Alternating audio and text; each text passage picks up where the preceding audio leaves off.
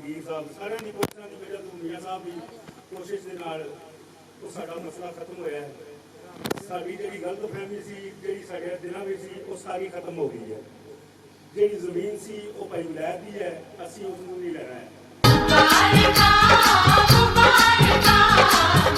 बाकी असीं जिहड़ियां ज़्यादतियां भाई विलायत नाल कीतियां ने उन्हां दी असीं मदद करनी। जिहड़ियां सारे भरा मिल के साडे वास्ते दुआ करो और असीं अगों भी इकट्ठे रहिए, इकट्ठे रहिए। मेरी तरफों सारे भरावां नूं अस्सलाम वालेकुम। सारे भरावां दोस्तां नूं अस्सलाम वालेकुम।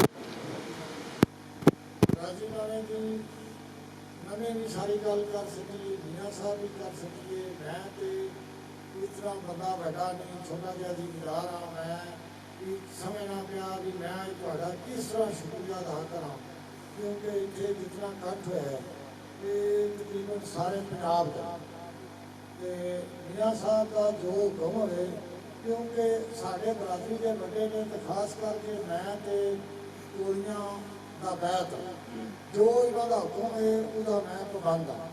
जो इन्होंने फैसला किया है इंशाअल्लाह मैं उन्हें कबूल किया। बकाया जिन्हें मेहमान आए ने इन्हों का बड़ा बड़ा शुक्रिया, इन्हें टाइम कढ़िया और बड़ी मेहरबानी।